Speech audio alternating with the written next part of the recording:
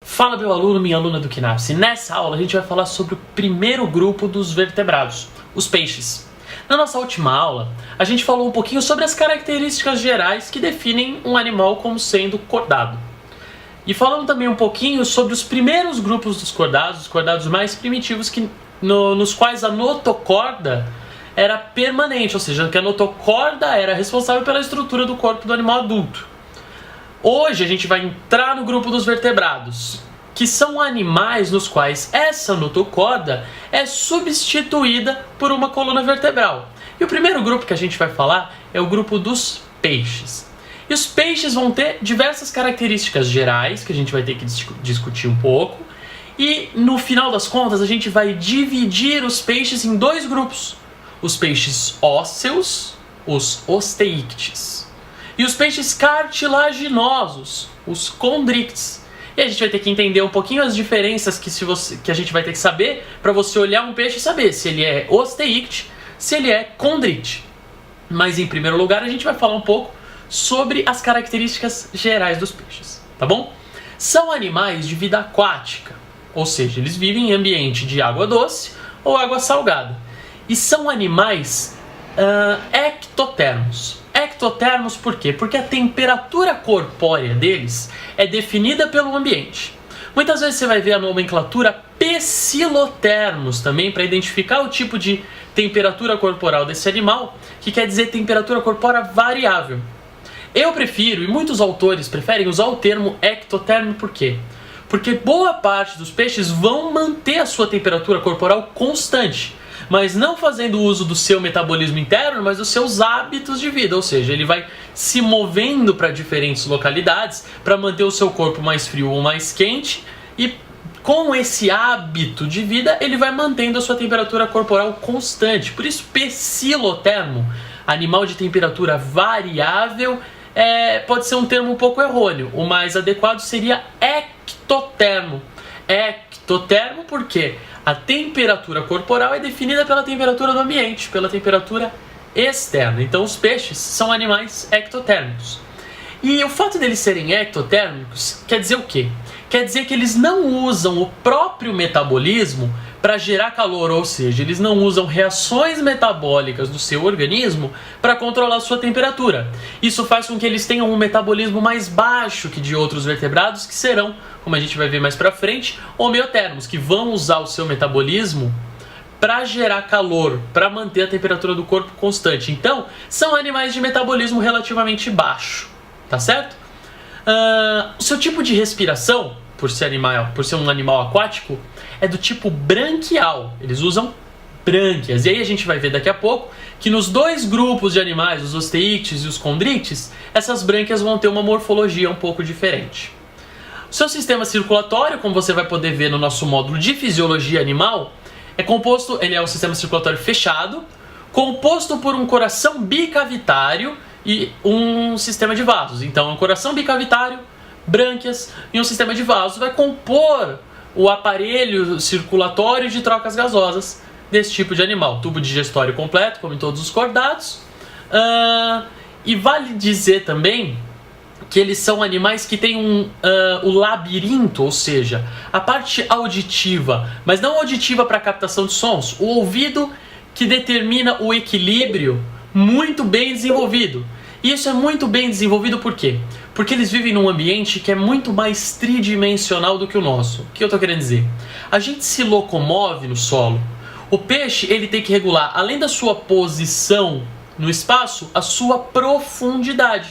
Isso faz com que o senso de equilíbrio desses animais seja muito mais bem desenvolvido.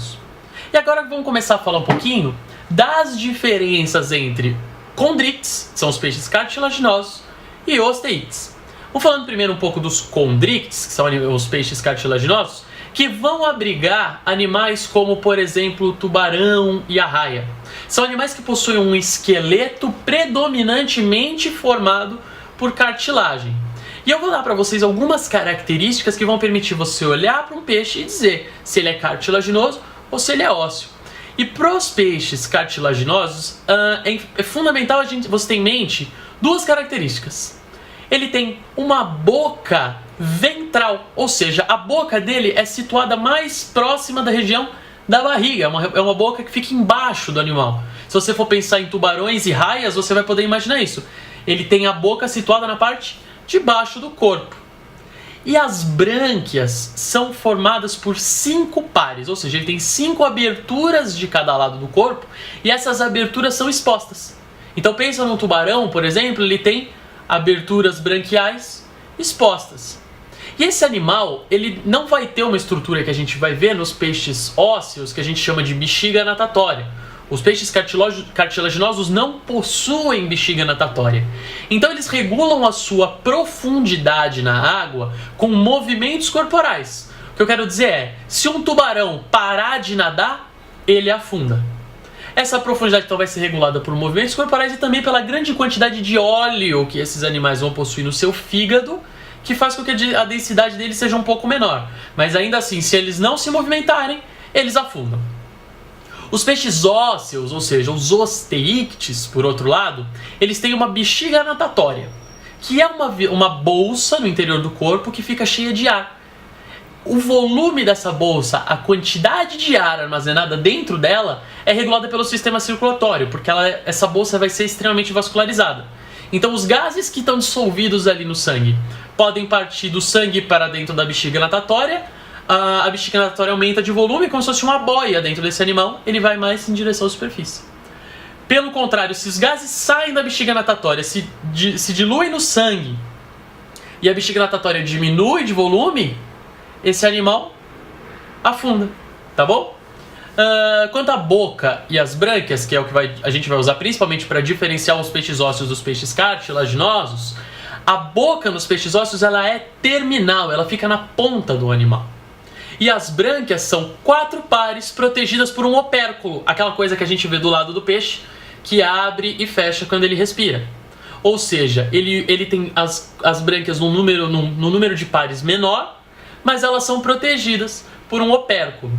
Então se você for pensar agora em um peixe, você consegue determinar se ele é um peixe de esqueleto ósseo, um osteícte, se ele tiver boca terminal e um opérculo protegendo 4 pares de brânquias.